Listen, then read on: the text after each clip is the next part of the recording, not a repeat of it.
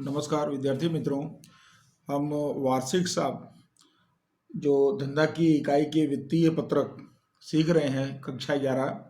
तो इसमें हमने पिछले जो वीडियो में 9 प्रश्न तक हमने पूरा किया था। अब यहाँ प्रश्न नंबर 10 आप देखिए, यहाँ पर है निर्मी का तारीख 31/3/2015 के दिन निम्नलिखित सकल तल दिया है और उस पर से आपको वार्षिक साहब तैयार करना है।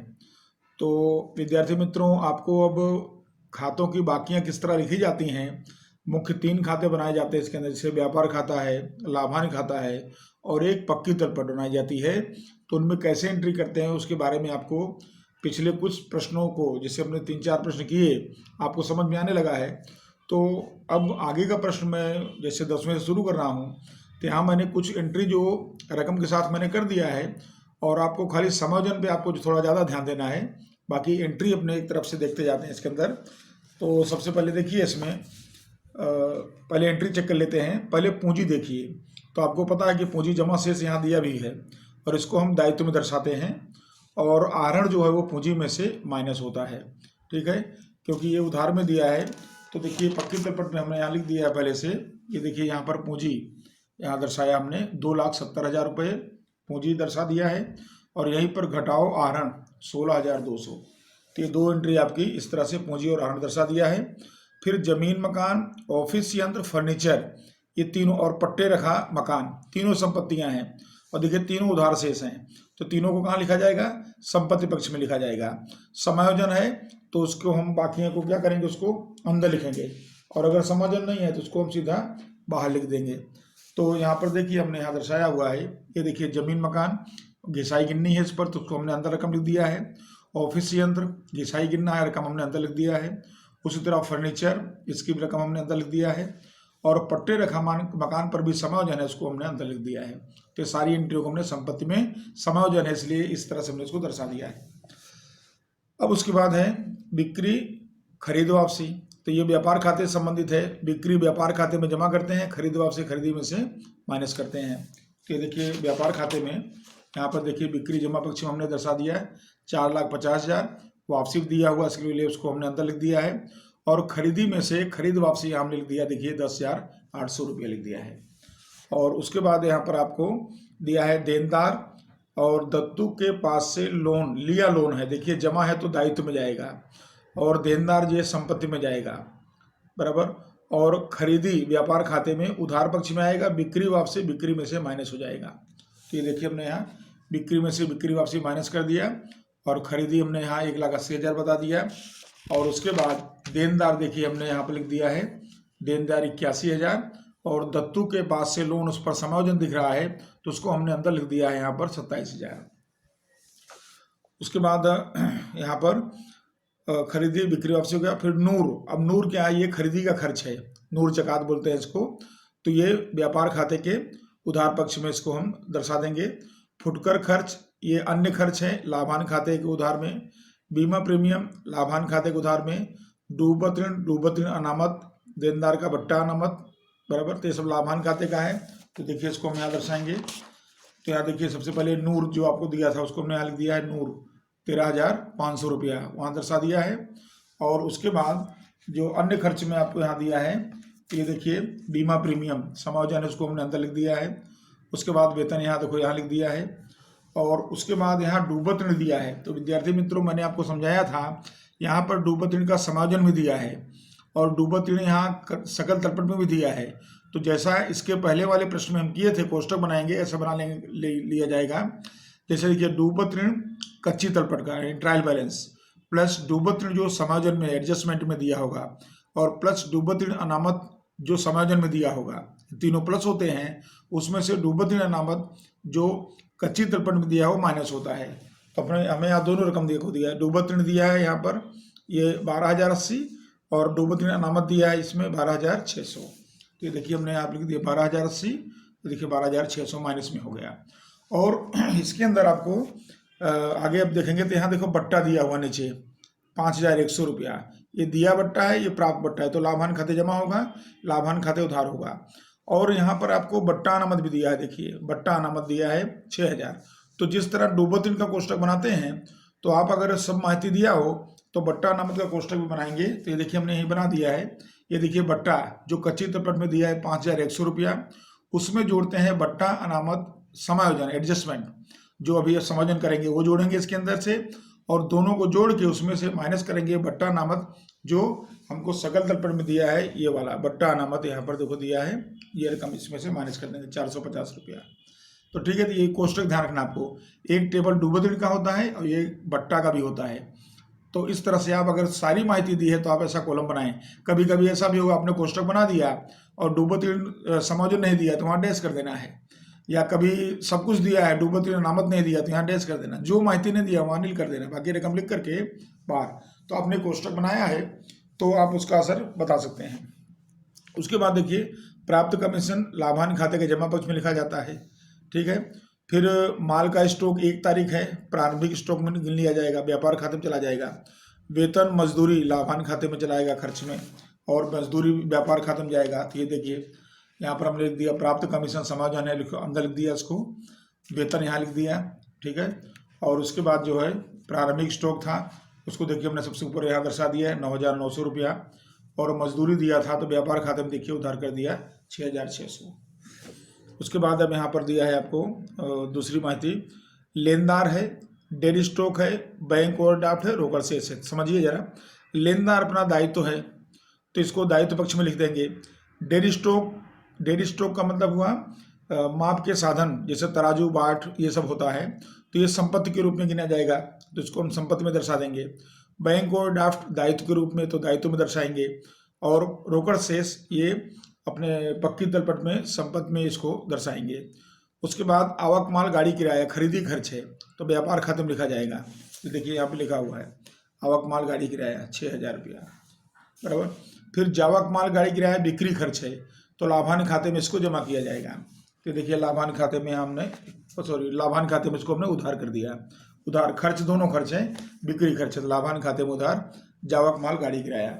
और उसके बाद यहाँ देखिए बट्टा दिया है, तो एक बट्टा ये उधार है तो उधार में, जमा है तो जमा में, तो दोनों बट्टा यहाँ दर्शा देंगे। ये देखिए हमने कोष्टक बनाया था बट्टा के लिए सकल तलपट का 5100 रुपया यहाँ दर्शा दिया, और दूसरा जो जमा वाला है उसको हमने देखिए यहाँ देखा प्राप्त बट्टा यहाँ दर्शा दिया। और उसके बाद फिर यहाँ पक्की तलपट के अंदर ये जो माहिती बाकी रह गई उसको देख लीजिए, जो ये देखिए यहाँ पर लेनदार दायित्व में, डेयरी स्टॉक संपत्ति में, बैंक ओवरड्राफ्ट दायित्व में, रोकड़ शेष संपत्ति में। तो ये देखिए यहाँ इसको दर्शा दिया गया है। यहाँ पर ये देखिए लेनी हुंडी हो गया, डेयरी स्टॉक हो गया, रोकड़ शेष हो गया, ठीक, ये संपत्ति हो गया। और ये जो जमा पक्ष में दिया है लेनदार यहाँ लिख दिया हमने, और देनी हुंडी यहाँ पर लिख दिया। तो इस तरह से ये सारी माहिती हमने इसको मतलब कंप्लीट कर दिया है। अब इसके अंदर हम एक एक करके समायोजन को हमको देखना है इसके अंदर। तो देखते हैं इसके अंदर समायोजन क्या है। इसमें सबसे पहला समायोजन देखिए, 31/3/15 के दिन माल का स्टॉक की कीमत 50,000 है, तो ये अंतिम स्टॉक है। यहाँ पर आपको स्टॉक में कोई गणना नहीं करना है क्योंकि आपको पूरी कीमत दे दिया है, तो उसकी असर हम बता देंगे। तो अंतिम स्टॉक है तो इसके 2 असर हो गए, एक संपत्ति पक्ष में और दूसरा व्यापार खाते के जमा में। तो संपत्ति पक्ष में लिख देते हैं यहाँ पर अंतिम स्टॉक, तो यहाँ मैं लिख देता हूँ इसके अंदर, इसका समायोजन कर रहा हूँ इसके अंदर। ये देखिए अंतिम स्टॉक यहाँ दर्शा देंगे, और इसकी कीमत है 50,000। एक असर हो गया। और दूसरी असर व्यापार खाते के जमा पक्ष में, यहाँ हम कहीं लिख देंगे इसको अंतिम स्टॉक 50,000।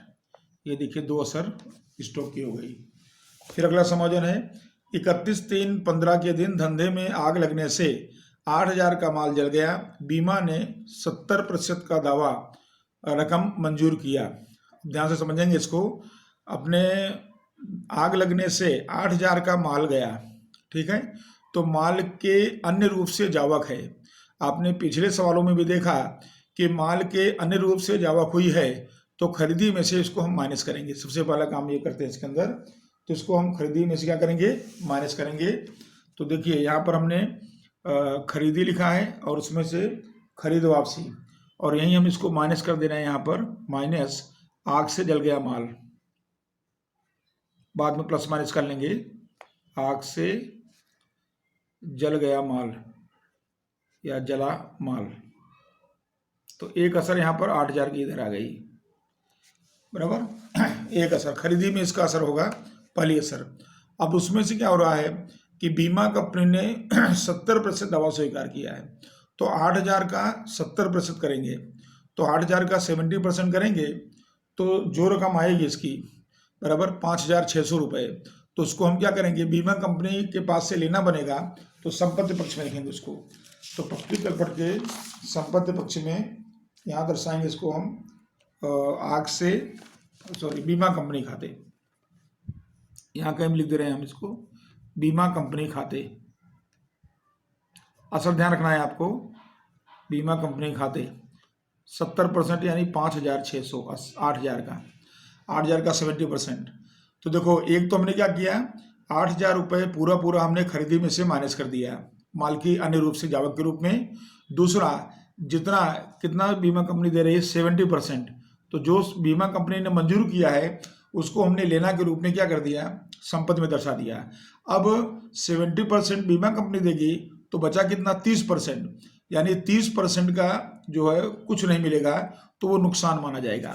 तो उसको हम लाभानी खाते के उधार पक्ष में यहाँ लिख देंगे और यहाँ दर्शा देंगे इसके अंदर, आग से नुकसान कहेंगे उसको, आग से नुकसान। तो आग से नुकसान हुआ इसमें, और कितना परसेंट नुकसान माना जाएगा, 30%। 8,000 का 30% करेंगे, 2,400 रुपये आएगा। तो आपको 3 असर बतानी पड़ी इसकी। एक में 8,000 जो माल का जल गया उसको हमने खरीदी में से माइनस किया, 70% बीमा कंपनी देगी उसको हमने संपत्ति बताया, और 30% का कुछ नहीं मिलेगा तो नुकसान हुआ, उसको लाभान खाते में उधार किया। तो 3 असर में आपका ये समायोजन नंबर 2 क्लियर हुआ। आपको अब समायोजन में खास ध्यान रखना है, एंट्री तो आपको समझ में आ गई, तो समायोजन में बहुत ध्यान रखें। तो 2 समायोजन क्लियर हो गए। अब उसके बाद समायोजन नंबर 3, तीसरा समायोजन देखिए ध्यान से, देनदारों में से 6,000 वसूल हो सके ऐसा नहीं है, और इसलिए उसको आप लिखित करना है। तो 6,000 रुपया इसका मतलब डूबत ऋण हो गया, और डूबत ऋण अनामत 5% रखना है, ऐसा बोला गया इसके अंदर। और उसके अलावा दिया है देनदारों पर बट्टा अनामत आपको रखना है, कितना रुपया, 2% रखना है। तो तीनों चीज़ें आपको यहाँ दी गई हैं, डूबत ऋण समायोजन दिया है, डूबत ऋण अनामत समायोजन दिया है, और बट्टा अनामत समायोजन, 3 चीज़ें आपको दी गई हैं। तो चलेंगे पक्की तलपट में, और पक्की तलपट देखिए हमने देनदार लिखा है यहाँ पर। तो देनदार में से सबसे पहले हम क्या करेंगे, डूबत ऋण घटाएंगे। तो ये संपत्ति में देनदार में से माइनस डूबत ऋण समायोजन इन ए, कितना घटेगा इसमें से, 6,000, जो अपलिखित करना है उसको हम अपलिखित कर देंगे। तो 6,000 अपलिखित होगा तो बचेगा 75,000 बचा। उसमें से फिर माइनस करेंगे डूबत ऋण अनामत ए, डूबत ऋण अनामत एडजस्टमेंट या समायोजन, ये है 5%। तो इसका हम 5% करेंगे, तो जो रकम बचेगी 75,000 बचा, उसका 5% करेंगे 3,750, और फिर इसको हम इसमें से माइनस करेंगे, और जो डिफरेंस आएगा उसको लेंगे 71,250। अब उसमें से फिर माइनस करेंगे बट्टा अनामत। तो यहाँ पर बट्टा अनामत आपको दिया है, बट्टा अनामत, और वो भी समायोजन में है ए। तो ये कितना परसेंट है, 2, तो 2% करेंगे, जिसका 2% आएगा इसका 1,425 रुपया, 1,425। और अब इसको माइनस करके फाइनल रकम बाहर करेंगे 69,825, 69,825। तो इस तरह से देनदार हमारा क्लियर हो गया। अब लाभानी खाते में डूबत ऋण ए, अनामत ए और बट्टा अनामत ए, इनका हम वहाँ दूसरी एंट्री ले जाएंगे। तो हमने कोष्टक पहले से बना के रखा है, तो आप देखेंगे इसके अंदर कि यहाँ पर डूबत ऋण ए, तो डूबत ऋण ए में हम कितना लिखेंगे, यहाँ पर 6,000। ये देखिए हमने यहाँ लिखा 6,000, जो वहाँ माइनस किया यहाँ प्लस कर रहे हैं। उसके बाद अनामत ए 3,750, जो हमने वहाँ माइनस किया उसको यहाँ भी प्लस किया। तीनों को जोड़ देते हैं, 21,830 हो रहा है, 21,830। और उसमें से ये अनामत पहले से लिखा हुआ है 12,600, घटाएंगे तो 9,230। ये कोष्टक क्लियर हो गया। उसी तरह बट्टा में देखिए, तो बट्टा में हमने यहाँ नीचे ही बना दिया है, आप चाहे तो ऊपर ही बना सकते हैं। तो यहाँ बट्टा देखिए हमने लिखा हुआ है, पुराना बट्टा है, कच्ची तलपट का 5100 रुपया है। उसमें से अभी हमने हाल में समायोजन माइनस किया 1425 बराबर, ये माइनस किया, और तो यहाँ पर प्लस हो जाएगा, तो ये बचेगा 6525, 6525। और फिर इसको हम 6525 में से पुराना पट्टा यानी कि सकल तलपट का दिया है 450 माइनस करेंगे तो बाहर आएगा 6075। तो देखिए देनदार का जो भी समायोजन था ये पूरा का पूरा कंप्लीट होगा। 3 समायोजन था तो तीनों हमने कर लिया है बराबर, डूबत ऋण अनामत, डूबत ऋण, डूबत ऋण अनामत, बट्टा अनामत। अगला समायोजन अगला समायोजन है 6000 उधार खरीदे माल और 1000 उधार खरीदे वापसी का लेखा नहीं हुआ है। तो यहाँ पर उधार खरीदा माल है यहाँ पर, तो उसका लेखा नहीं हुआ है, तो इसको हम क्या करेंगे, खरीदी में लिखेंगे, इसका असर बताएंगे उधार खरीदा का। और 1000 खरीद वापसी का लेखा नहीं हुआ है, तो उसको अभी असर कहाँ बताएंगे, खरीदी में बताएंगे और दूसरा लेनदार में बताएंगे। तो अब यहाँ पर इसके असर बताएंगे। तो सबसे पहले इसमें यहाँ लिख देते इसके अंदर, चलिए अब यहाँ खरीदी हमने लिखा हुआ है, तो खरीदी में से पहले हम क्या करेंगे, इसमें माइनस करेंगे नहीं लिखा खरीद वापसी। यहाँ पर एक तो आग से जल गया माल है यहाँ पर, और दूसरा यहीं पर हम चाहे तो लिख सकते हैं माइनस नहीं लिखा खरीद वापसी, नहीं लिखा खरीद वापसी, खरीद वापसी 1000। तो ये माइनस वाली रकम इकट्ठी हो जाएगी सब 1000, और उसके बाद जो है नहीं लिखी खरीदी भी इसके अंदर है, तो अब उसको क्या कर देंगे, इनको सबको माइनस करके इसमें प्लस कर देंगे नहीं लिखी खरीदी, नहीं लिखी खरीदी, तो इसको हम यहाँ प्लस कर सकते हैं। तो नहीं लिखी खरीदी कितनी बच रही है इसके अंदर, कुल मिलाकर के 6000 जो नहीं लिखी गई है। तो आप एक साथ में सब क्या करेंगे, तो ये 180 है, उसमें से 10 800 माइनस होगा, 1000 माइनस होगा और 8000 माइनस होगा, और फिर जो बचेगा उसमें से 6000 आप इसको क्या कर देंगे, प्लस कर देंगे।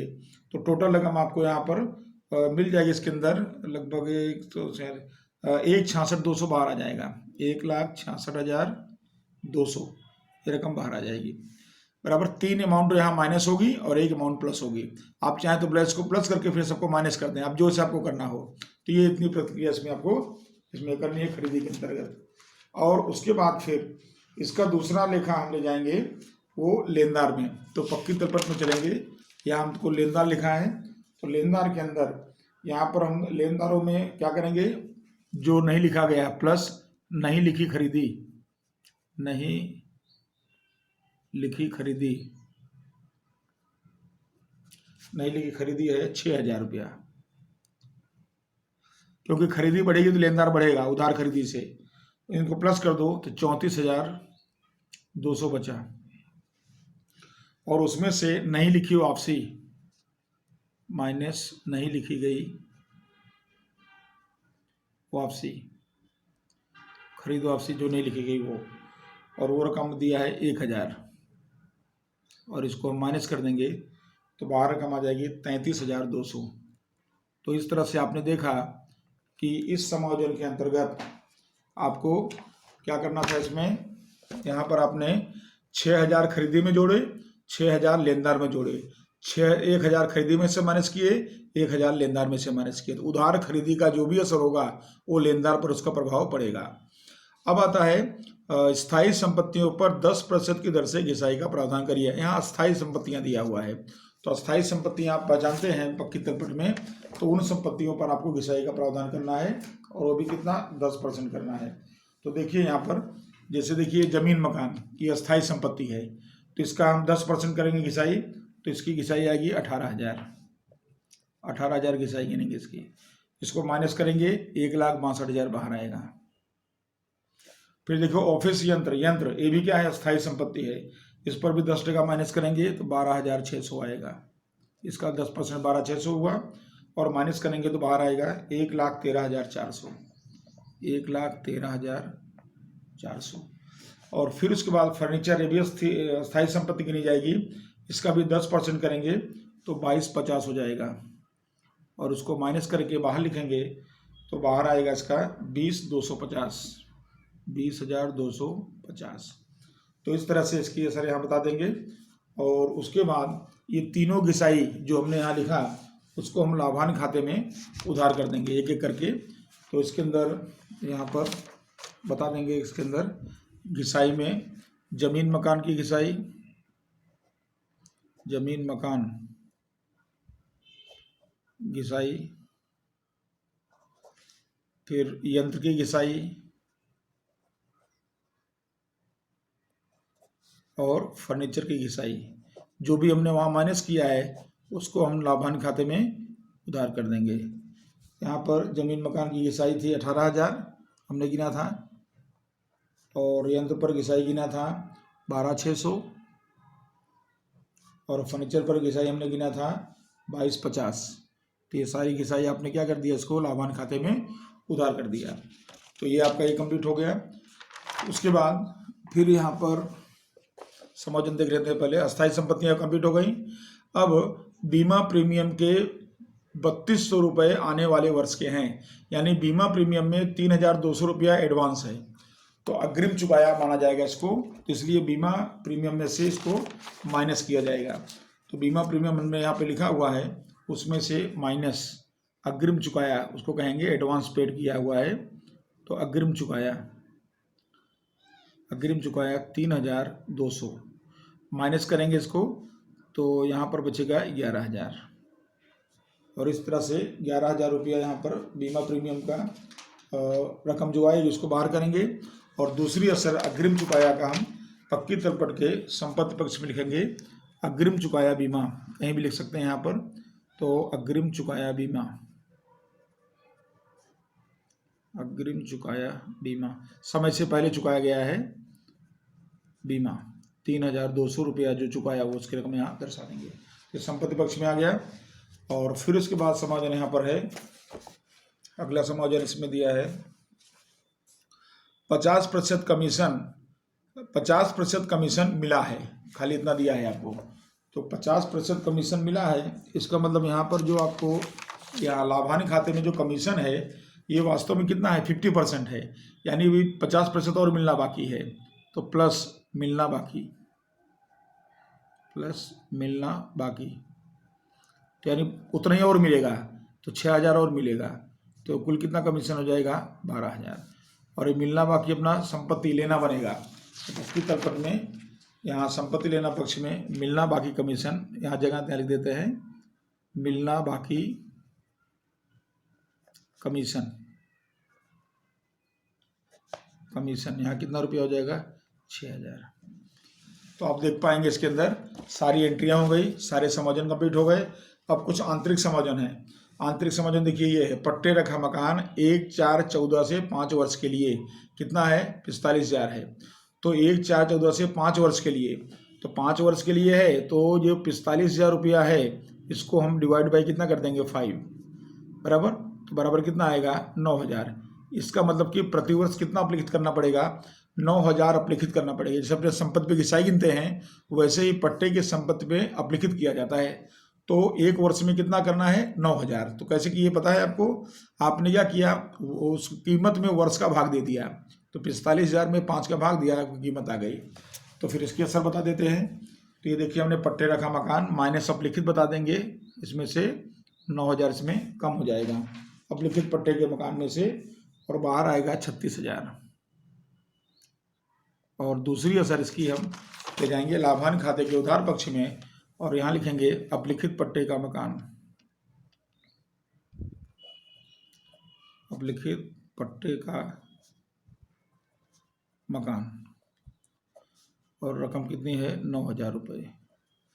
उसके बाद एक समायोजन इसमें और दिया हुआ है, दत्तू के पास से 12% की लोन है, यहाँ ब्याज भी दिया है दर और तारीख भी दिया है। तो हमारा हिसाबी वर्ष देखिए 31/3/15 है, और ये कौन सी डेट को लोन हुई है, 1/10/14 को। तो 1/10/14 से गिनेंगे, यानी अक्टूबर महीने से मार्च महीने तक गिनेंगे, 6 महीना होता है। लोन है 27,000, तो फिर ये क्या होगा कि ये 27,000 यहाँ मैं लिख देता हूँ, 27,000 की लोन है, उस पर 12% ब्याज है, और कितने महीने का ब्याज है, वो 6 महीने का। तो 6 महीने का ब्याज निकालना पड़ेगा। तो 27,000 और 27,000 का 12% की दर से ब्याज और 6 महीने का ब्याज निकालेंगे तो 1620 आएगा। तो यानी कि दत्तू की लोन पर 1620 रुपया ब्याज बनता है चुकाने को। 1620 रुपया इसका ब्याज पेमेंट करने को बाकी है, ऐसा माना जाएगा। यांत्रिक समायोजन है। तो फिर इसकी असर बताएंगे यहाँ पर। तो एक तो यहाँ पक्की तपट में दर्शा देंगे, यहाँ पर दत्तू के पास से लोन, इसके अंदर आप प्लस करते थे, प्लस ब्याज 1620, 6 महीने का ब्याज निकाला हमने, तो 6 महीने का ब्याज निकालेंगे तो टोटल हो जाएगा 28,620, 28,620 एक असर। और दूसरी असर इसकी, लाभान्वित खाते के उधार में दत्तू की लोन का ब्याज या चुकाना बाकी ब्याज भी ले सकते हैं आप। दत्तू की लोन का ब्याज अपने लिए खर्च बनेगा 1620 रुपया। तो इस तरह से यहाँ हमने सारी एंट्री सब दर्शा दी। अब कुछ एंट्री हमारे पास बाकी नहीं है, सारा एंट्री समझन हो गया। अब एक एक करके इसका हम टोटल कर लेंगे और इसका हल निकाल देंगे। तो देखिए, सबसे पहले यहाँ पर व्यापार खाता बंद करते हैं। तो व्यापार खाता के जमा पक्ष में पहले इसके अंदर बाकी देख लेते हैं। तो इसके अंदर बिक्री देखिए, तो बिक्री का इसके अंदर खाली वापसी दिया था, उसको हम घटा के बाहर कर लेते हैं।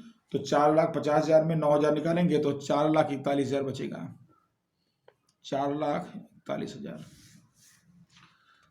और उसके बाद अंतिम स्टॉक है इसका 50,000। फिर इसका दोनों का टोटल करेंगे तो इसका टोटल हो रहा है, यहाँ पर दे रहे हैं इसका 4,91,000, 491। फिर इसको हम यहाँ लाएंगे 4,91,000। और उसके बाद इसमें से हम उधार साइड की एंट्रियाँ सब माइनस करेंगे। 9,900 है, 1,66,200 है, और 13,500 है, 6,600 है और 6,000 है। इन सबको हम माइनस कर देंगे, सारी एंट्री बाहर है। तो हमको सकल लाभ मिल जाएगा 2,88,800, 2,88,000 ये डिफरेंस आया। इसको हम क्या कहेंगे, सकल लाभ कहेंगे। और सकल लाभ कहाँ ले जाएंगे हम, लाभान्वित खाते में जमा पक्ष में ले जाएंगे। तो सकल लाभ आया, इसको लाभान्वित खाते में, ये देखिए जमा पक्ष में लिखेंगे सकल लाभ, सकल लाभ। और सकल लाभ यहाँ लिख देंगे 2,88,800, 2,88,800। अब इसके जमा पक्ष में हम देख रहे हैं 2,88,800 हो गया, 12,000 हो गया, 2,000 हो गया, और कोई एंट्री नहीं है, जोड़ देंगे। तो इनको जोड़ेंगे तो टोटल इसका हो जाएगा कुल मिला करके यहाँ पर 3,02,800, 3,02,800। और फिर इसकी दूसरी असर आएगी यहाँ पर, यहीं पर जोड़ देते हैं, यही टोटल यहाँ ले लेंगे 3,02,800। और उसमें से अब यहाँ पर सारी एंट्री माइनस करेंगे, बराबर जितनी एंट्री सब दी हैं, तो इन सबको माइनस करेंगे तो यहाँ पर डिफरेंस आएगा, वो शुद्ध लाभ आएगा। और 1,77,975, 1,77,975 ये डिफरेंस आया। सारी एंट्रियों को माइनस करने के बाद यहाँ पर ये रकम आएगी, और ये हुआ 1,77,975। तो ये हुआ शुद्ध लाभ, यहाँ पर आएगा, मिलेगा शुद्ध लाभ। और शुद्ध लाभ कहाँ ले जाएंगे, पूंजी खाते में ले जाएंगे। तो पक्की तलपट में पूंजी खाते में इसको दर्शाएंगे। और पक्की तलपट के पूंजी साइड में हमने पूंजी लिखा है पहले से, तो उसके अंदर खाली लाभ जोड़ देंगे। देखिए यहाँ पूंजी हमने लिखा है 2,70,000, उसमें प्लस शुद्ध लाभ, शुद्ध लाभ जोड़ देंगे 1,77,975, इसको प्लस कर देंगे इसके अंदर, और रकम आएगा 4,47,975 इसका टोटल हो जाएगा। और उसमें से आरएन की एक रकम है 16,200, तो ये 16,200 इसमें से माइनस कर लेंगे। और माइनस करने के बाद जो बचेगा रकम 4,31,000, 4,31,775 ये रकम बाहर आ गई। तो ये पूंजी कंप्लीट हो गई। उसके अलावा देख लेते हैं इसके अंदर, ये लोन की रकम हो गई, फिर लेनदार की रकम हो गई 33,200, बैंक ओडी हो गया इसके अंदर। तो बैंक ओवरड्राफ्ट की रकम यहाँ पर हमने कितना बताया था, ब्याज के बाद यहाँ लिख देते हैं ऊपर, यहाँ पर बैंक ओवरड्राफ्ट जो अपने किताब में बैंक ओडी की बाकी दिया है, तो बैंक ओवरड्राफ्ट उसकी बाकी आपको दिया है 18,900। ये अपने लिखना रह गया इसके अंदर बाकियों में। और हुंडी में अपने पास कितनी थी, 7,000 की हुंडी है। तो इस तरह से सारी एंट्री कंप्लीट हो गई। अब इनका कुल योग करेंगे, तो इसका कुल योग हो रहा है इसके अंदर 5,19,495, 5,19,495। उसी तरह से संपत्ति पक्ष में देख लीजिए, संपत्ति पक्ष में अपने सारी संपत्तियां 1,62 है, 13,400 है, फिर 20,250 है, 36,000 है। और उसके बाद जो है देनदार इसके अंदर है रकम, देनदार की रकम इसमें टोटल बाहर आई है 69,825। फिर रोकड़ शेष इसमें दिया है, रोकड़ शेष की रकम है 36,720। और लेनी हुंडी रोकड़ शेष की रकम है 36,720, ये रकम दी गई है। और लेनी हुंडी इसके बाद है 12,000, रकम चेक कर लेना है खाली इसके अंदर। और अंतिम स्टॉक हमने यहाँ दर्शा दिया है, अंतिम स्टॉक ये आपका 50,000 यहाँ दर्शा दिया गया है। बीमा कंपनी खाते 5,600 हो गया। मिलना बाकी कमीशन 6,000 रुपया यहाँ दर्शा दिया है। और उसके बाद आता है इसके अंदर दूसरी अमाउंट सब कंप्लीट हो गई है। और डेड स्टॉक 4500 है। यहाँ पर डेड स्टॉक की रकम, यहाँ पर हमने मिस्टेक किया है, ये हम सुधार दे रहे हैं इसको। डेड स्टॉक की रकम 4,500 है, 4,500, ठीक। डेड स्टॉक की रकम 4,500 है। और उसके बाद ये सारी रकम कंप्लीट हो गई। और फिर इसका हम टोटल करेंगे। अग्रिम चुकाया बीमा 3,200 रुपया है। और फिर कुल योग करेंगे तो 5,19,495, 5,19,495।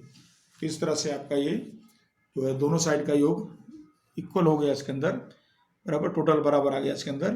तो ये सारी रकम एक बार आप चेक कर लेंगे, तो कहीं भी कोई ऐसा रकम लिखने में रह गया हो या कोई रकम ऊपर नीचे क्रम में लिखने में रह गई हो तो आपको तुरंत ख्याल में आएगा और उसके आधार पर आप सवाल ये पूरा कर सकते हैं।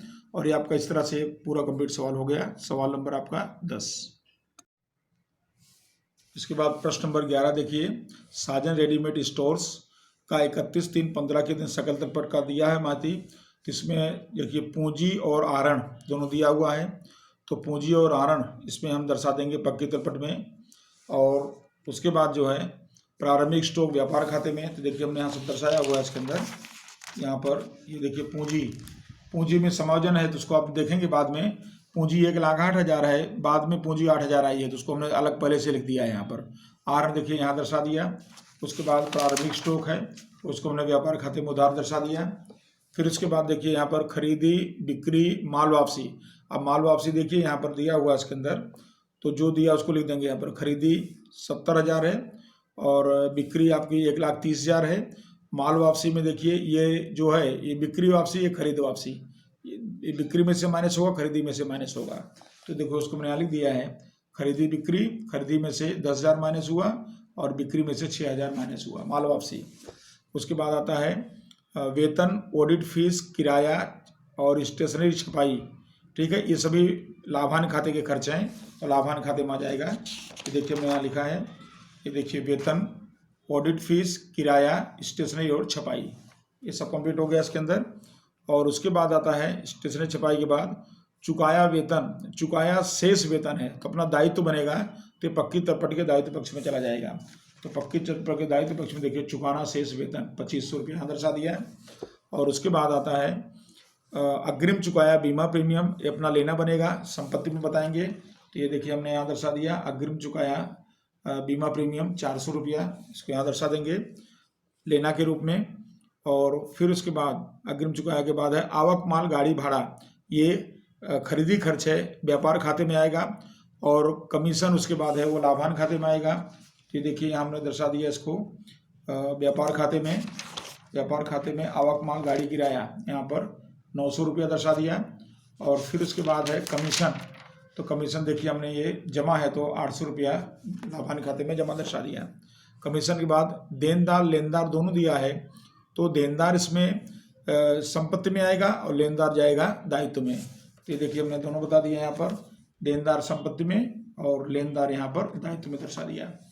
उसके बाद आता है समायोजन करने के बाद मकान और मकान में वृद्धि 2 दिया है तो दोनों लिखना पड़ेगा आपको। संपत्ति में मकान लिखेंगे, उसमें वृद्धि को जोड़ देंगे बराबर दोनों को। तो देखिए हमने यहाँ लिखा है मकान और उसमें वृद्धि 10,000 रुपया जोड़ दिया है, ठीक है। तो ये रकम यहाँ दर्शा दिया। फिर उसके बाद ऑफिस यंत्र है संपत्ति में, वाहन संपत्ति में। तो देखिए ऑफिस है, समायोजन है मैंने अंदर लिखा है, वाहन पे समायोजन उसको भी अंदर लिख दिया हमने, ठीक है। और उसके बाद हुंडियाँ में यहाँ पर दोनों दिया है, तो ये उधार की लेनी हुंडी, जमा की देनी हुंडी, तो दोनों यहाँ दर्शा देंगे। ये देखिए लेनी हुंडी उधार वाली संपत्ति में और जमा वाली देनी हुंडी दायित्व में, दोनों यहाँ दर्शा दिए। उसके बाद डिविडेंड है, लाभांश खाते में जमा हो जाएगा। और राम रहीम कंपनी के शेयर में विनियोग संपत्ति है, देखो उधार में, संपत्ति में लिखेंगे इसको।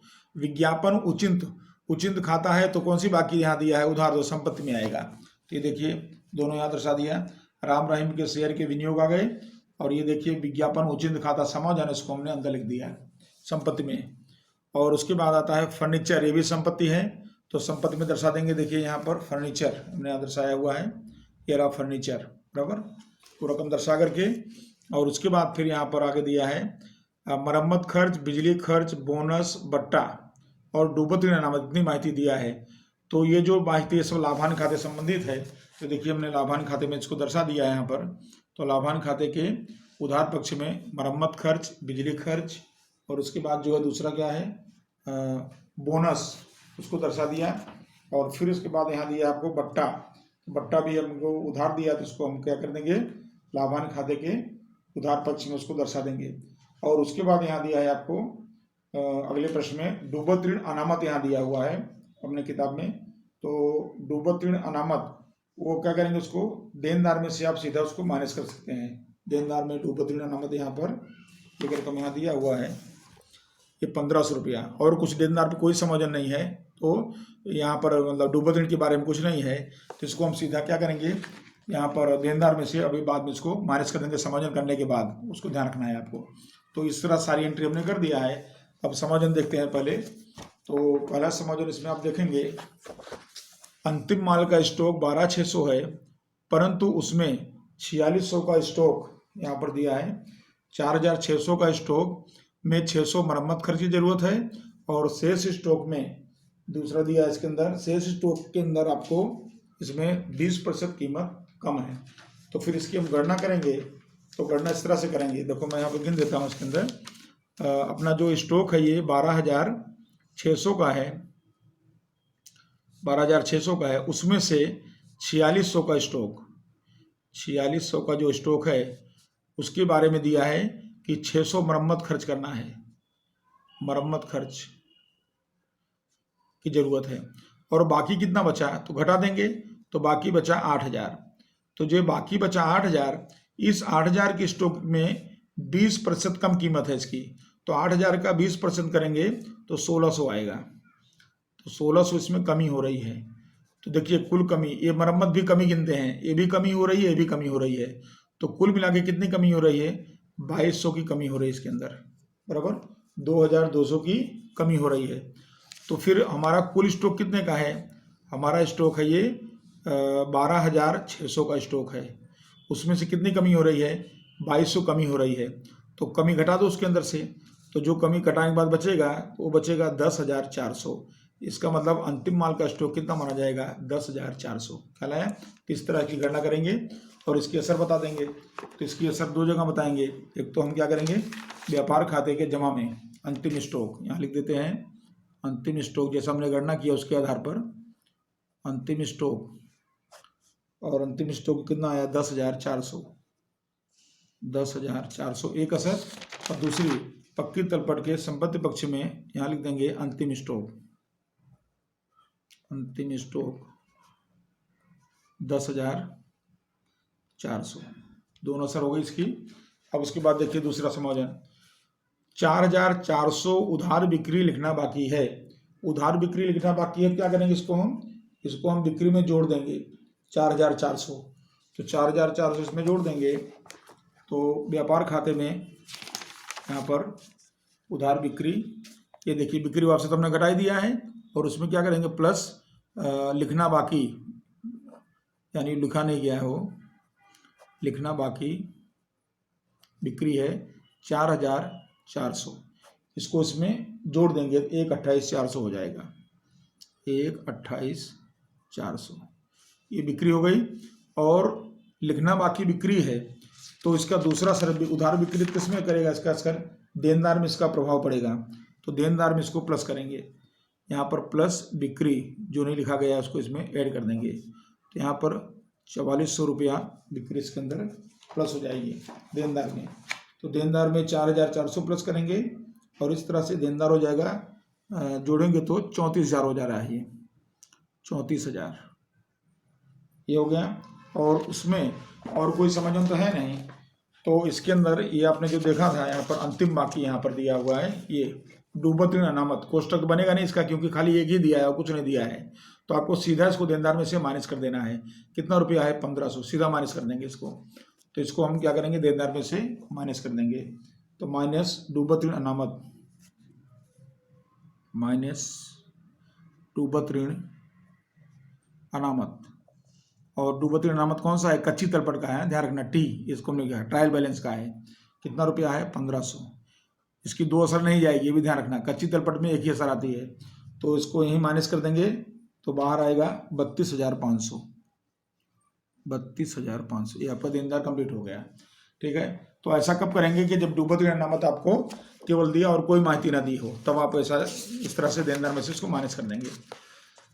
उसके बाद है 1/10/14 के दिन विज्ञापन अभियान के लिए खर्च विज्ञापन उचित खाते ले गए थे, और वह खर्च 5 वर्ष में अभिलिखित करना है। फिर से देखिए यहाँ पर विज्ञापन उचित खाते जो रकम ले गए हैं, यहाँ पर ये रकम,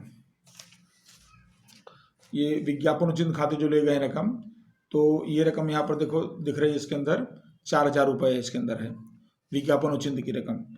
तो विज्ञापन उचित की रकम को कितने वर्ष में करना है, इसके अंदर समायोजन क्या बोला है, इसके अंदर समायोजन कह रहा है कि उसको आपको विज्ञापन उचित की रकम 1/10/14 के दिन ले गए हैं, और यह खर्च 5 वर्ष में अभिलिखित करना है, ऐसा बोला गया है। तो इसको 5 वर्ष में अभिलिखित करेंगे इसके अंदर, तो फिर ये रकम होगी इस तरह से 4,000 है, 4,000 विज्ञापन उचित है, और उसको 5 वर्ष में अभिलिखित करना है, 5 वर्ष, तो 5 वर्ष का भाग दे देंगे इसके अंदर, बराबर। तो इसको 5 वर्ष का भाग देंगे तो कितना रुपया आएगा, 800 रुपया आया, 800 रुपया। अब ये विज्ञापन उचित कौन सी तारीख को किया गया है, 1/10/14 को किया गया है। ठीक है, तो यह जो है 1/10/14 को किया गया है, और अपना वर्ष जो है वो पूरा हो रहा है 31/3/15 को। तो अभी तो पूरा वर्ष होगा ही नहीं इसके अंदर, इसके अंदर अक्टूबर से मार्च तक गिनोगे तो 6 ही महीना हुआ, तो 800 पूरे साल का है, तो 6 महीने का खाली निकालना पड़ेगा। तो 800 पूरे साल का है, तो 6 महीने का कितना है, तो 6/12 करेंगे, तो यानी कितना आएगा 400। यानी कि चालू वर्ष में विज्ञापन उचित कितना लेना है आपको, 800 नहीं लेना है, 400। क्यों, क्योंकि ये 6 वर्ष का ही, 6 महीने का ही है, इस वजह से 400 लेना है। तो यहाँ पर इसको हम दर्शाएंगे, विज्ञापन उचित में से माइनस अभिलिखित, ये देखिए 400 रुपया माइनस करेंगे, और बाहर आएगा 3600, एक असर। और दूसरी असर अपने इसको ले जाएंगे लाभांश खाते के उधार पक्ष में, अपलिखित विज्ञापन उचित, अपलिखित विज्ञापन उचित, विज्ञापन उचित कितना रुपया हुआ, 400 रुपया, बराबर। फिर उसके बाद समायोजन अगला है, वाहन 1/4/9 के दिन 20,000 में खरीदे थे, उसकी भंगार कीमत 4,000 और अनुमानित आयु से 10 वर्ष है, और आपको समान हफ्ता की पद्धति से इस पर घिसाई गिनने को बोला है। तो अब इसके अंदर अपने देख सकते हैं इसके अंदर कि वाहन जो है, वाहन की खरीद कीमत कितना है 20,000, आपने सूत्र पढ़ा होगा इसके अंदर घिसाई में। तो घिसाई में डी बराबर क्या होता है, डी बराबर C-S/N, ये इसका सूत्र है घिसाई का। तो बराबर कितने में यंत्र खरीदा गया है, देखिए 20,000 में, भंगार कीमत कितनी है 4,000, अनुमानित 10 कितना है 10, तो यहाँ पर बराबर 20,000 माइनस भंगार कीमत 4,000 और बटे में अनुमानित आयु से कितना है 10। तो इस तरह से आप गिनेंगे तो फिर वाहन की जो कीमत इसमें आपको निकलेगी बराबर आएगी 16,000 और बटे में 10 और बराबर कितना हुआ 1600। इसका मतलब कि वाहनों पर घिसाई कितनी आई, समान हफ्ता की पद्धति से घिसाई 1600 आई, तो हर वर्ष 1600 घिसाई रहेगी। इस वर्ष भी घिसाई कितनी आएगी 1600 ही रहेगी। तो वाहन पर घिसाई इसकी 1600 गिनेंगे हम इसके अंदर। तो इसको हम क्या करेंगे, अब वाहन में से माइनस करेंगे घिसाई। ये देखिए वाहन लिखा हमने माइनस घिसाई 1600। हमने समान हफ्ता पद्धति से घिसाई निकाला तो उसके ऊपर से वाहन पर घिसाई हुई 1600 और इसको घटा के बाहर लिखेंगे 6400। 6400 बाहर हो गया। और ये 1600 घिसाई हम लाभांश के उधार में वाहन पर घिसाई, वाहन पर घिसाई जो हमने गिना उसके आधार पर यहाँ 1600 रुपया। इस तरह से आप देखिए कैसे करना है, समझ करनी है और यही आपको मुख्य समझना है। बाकी एंट्री तो आप आसानी से कर लेंगे। फिर आगे 2000 का फर्नीचर खरीदा, भूल से खरीद खाते उधार किया। फर्नीचर 1/10/14 के दिन खरीदा और फर्नीचर पर घिसाई का परसेंट है 20। अब 2000 का फर्नीचर खरीदा, वो भूल से क्या हो गया है, खरीद खाते में उधार हो गया है फर्नीचर। तो फिर क्या करेंगे, उसको हम खरीदी में से कम करना पड़ेगा इसको हमको।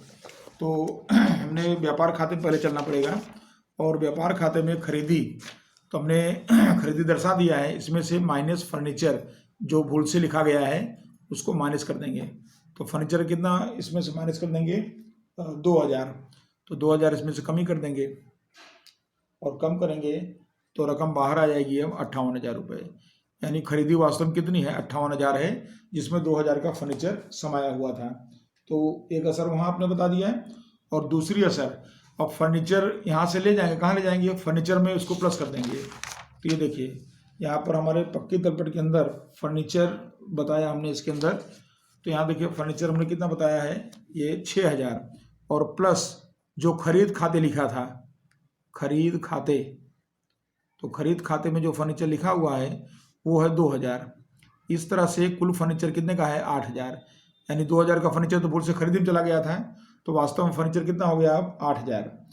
और आपको यहाँ पर दिया है डेट कि 2000 का जो फर्नीचर है कौन सी तारीख को खरीदा था, 1/10/14 के दिन खरीदा गया था।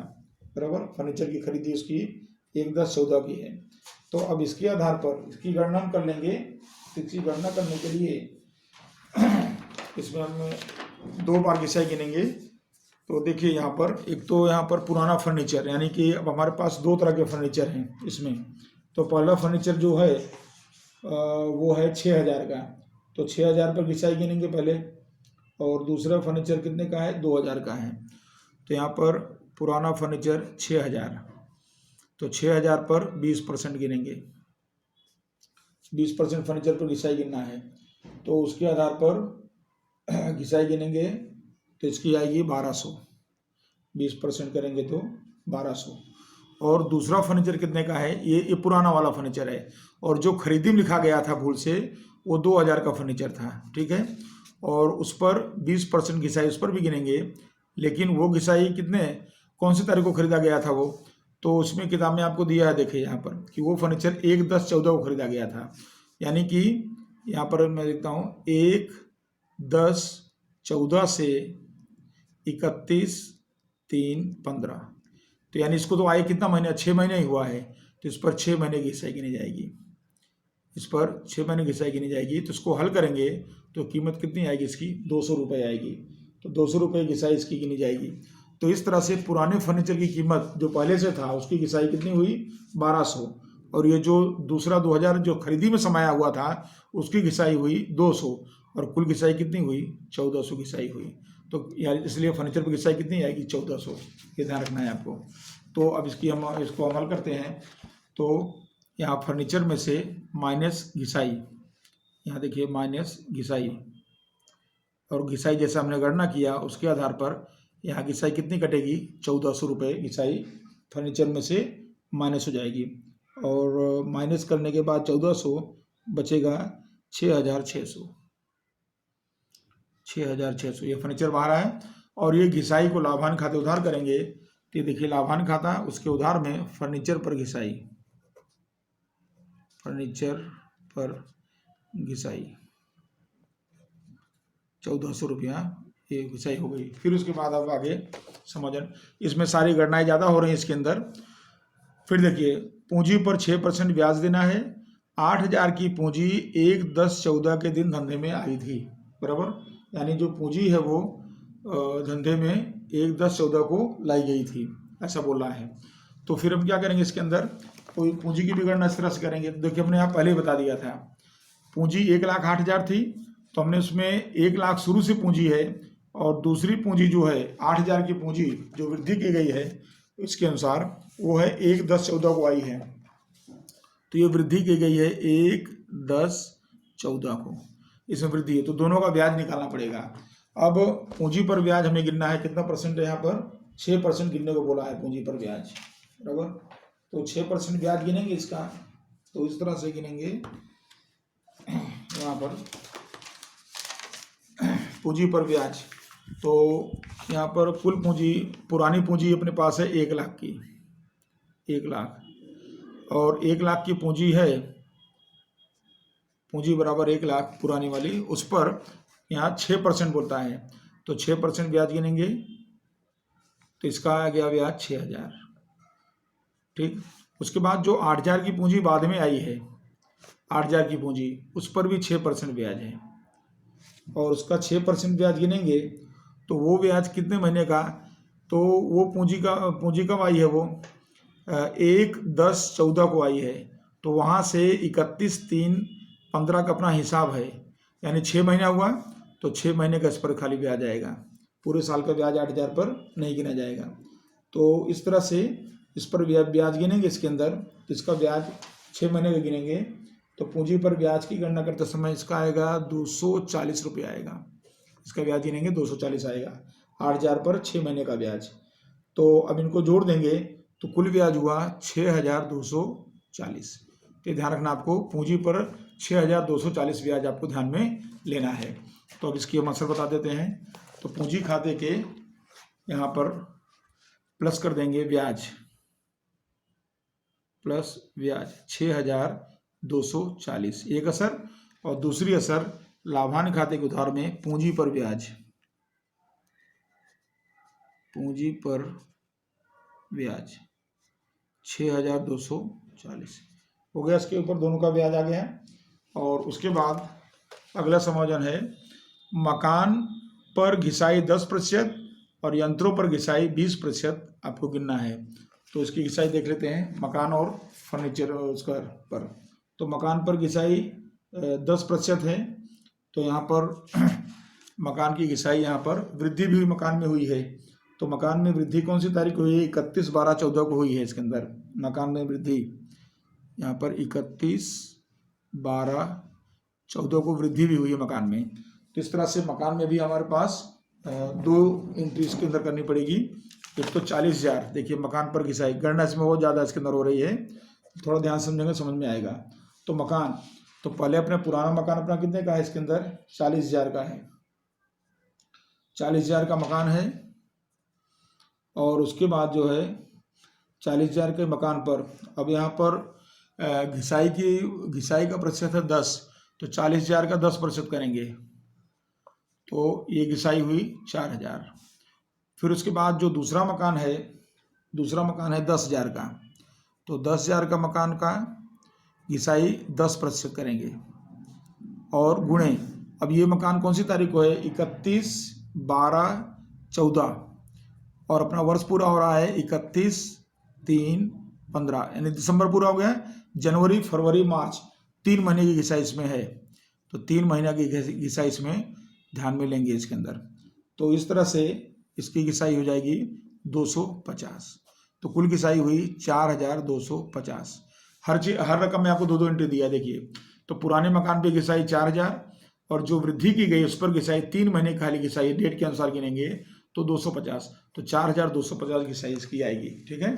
तो अब इसकी असर यहाँ बताएंगे। तो यहाँ माइनस घिसाई 4,250, मकान पर घिसाई माइनस होगी 4,250, बाहर बचेगा 45,750, 45,750 एक असर। और दूसरी असर लाभांश खाते के उधार में मकान पर घिसाई, मकान पर घिसाई, और ये रकम हो जाएगी 4,250। और उसके बाद आता है अब दूसरा घिसाई यंत्रों पर। तो यंत्रों पर घिसाई 20% है, तो 20% घिसाई है तो सीधा गिन देंगे, इसमें तो कुछ है नहीं कमी वृद्धि, तो 20% सीधा घिसाई निकाल दीजिए इसका। तो 20,000 का 20% करेंगे तो कितना आ जाएगा 4,000। तो इसकी घिसाई 4,000 आई, घटा के बाहर आएगा 16,000, और इसकी घिसाई यहाँ लिख देंगे लाभांश के उधार में यंत्रों पर घिसाई, यंत्रों पर घिसाई 4,000 रुपये। इस तरह कंप्लीट हो गया है। और अब उसके बाद समायोजन इसमें देख लेते हैं। देखिए सारे समायोजन हो गए, ये समायोजन आपको अच्छी तरह प्रैक्टिस करना होगा, सब गणनात्मक के पूरे हैं। और उसके बाद फिर आंतरिक समायोजन में यहाँ पर कुछ दिया नहीं है इसके अंदर, यानी कि सारा का सारा हमारा सब प्रश्न कंप्लीट हो गया। अब इसके बाद हम इसका टोटल कर लेते हैं। तो पहले व्यापार खाता देखिए, व्यापार खाते के अंदर सबसे पहले व्यापार खाते में यहाँ पर जमा पक्ष का टोटल दो अमाउंट इसके अंदर है, एक 28,400, 10,400, और दोनों जोड़ देंगे, इसको प्लस कर देंगे तो दोनों का योग हो जाएगा 1,38,800, 1,38,800। और उसको टोटल हम उधार में लाएंगे 1,38,800। और फिर यहाँ पर हमारे पास जो अमाउंट है 8,000 है, 58,000 है और 900 है, इसको माइनस कर देंगे तो 71,900 बचा, 71,900 डिफरेंस बचेगा, इसको हम कहेंगे सकल लाभ। ये रकम आई सकल लाभ की। और सकल लाभ को कहाँ ले जाएंगे हम, लाभांश खाते के जमा पक्ष में। ये लाभांश खाता है, इसके जमा पक्ष में लाएंगे सकल लाभ, सकल लाभ, और रकम आएगी 71,900, 71,900। और फिर इसको हम प्लस करेंगे तो इसका टोटल करेंगे तो इसका 800 और 1,000 रुपया इसमें और है, तो दोनों को मिला करके 73,700 हो रहा है इसका टोटल, 73,700 ये हुआ। और ये टोटल हम उधार में लाएंगे 73,700, और उसमें से ये सारी रकम माइनस करेंगे इसके अंदर से, जो भी रकम इसके अंदर दी गई है, तो उसको माइनस करने के बाद यहाँ पर अमाउंट जो मिलेगी वो अंतर आएगा इसके अंदर 4,710, 4,710। और ये जो होगा ये शुद्ध लाभ कहा जाएगा, शुद्ध लाभ। और शुद्ध लाभ के बाद अब इसको हम लाएंगे, इसको पूंजी खाते में यहाँ प्लस कर देंगे शुद्ध लाभ, शुद्ध लाभ प्लस कर देंगे इसके अंदर। और शुद्ध लाभ की रकम यहाँ लिखेंगे हम 4,710, 710। और उसके बाद इसको हम जोड़ेंगे तो 1,18,950 हुआ इसका, 1,18,950। और उसमें से खाली आपको आहरण दिया है 4,800, उसको माइनस करेंगे तो 1,14,150, 1,14,150 पूंजी हो गई। इसके अलावा फिर यहाँ पर लेनदार, अब लेनदार कुछ है नहीं, इसको हमने अंदर लिख दिया था, तो इसको हम बाहर लिख देंगे 14,000। तो ये देखिए सीधा इसको हम क्या करेंगे, यहाँ से 14,000 बाहर कर देंगे। कभी कोई रकम अंदर न रह जाओ, ध्यान रखने का, नहीं जोड़ में गलती आएगी। कभी ऐसा अंदर रख दिया हो तो उसको बाहर रख देंगे। फिर उसके बाद है देनी हुंडी है 6,000 है, और चुकाना बाकी वेतन इसके बाद इसमें है 2,500। तो ये सारी अमाउंट कंप्लीट हो गई यहाँ की। टोटल करेंगे तो इनका सबका योग करेंगे दायित्व पक्ष का, तो इसका टोटल आएगा 1,36,650, 1,36,650 इसका टोटल आया। और उसी तरह से संपत्ति पक्ष में सारी एंट्री हमने सब बाहर कर दी है, कोई एंट्री अंदर नहीं है, वो देख लेने का एक बार। और फिर उसके बाद इसका टोटल कर देंगे इसका भी, तो इसका भी टोटल आ रहा है 1,36,650, 1,36,650। विद्यार्थी मित्रों, इस तरह से आपका ये प्रश्न पूरा होता है। और आपने देखा कि सभी खाते आपको समायोजन इसके अंदर खास ध्यान रखना है। समायोजन अगर समझ में आ गया तो आपको सवाल में कोई तकलीफ पड़ेगी नहीं। धन्यवाद।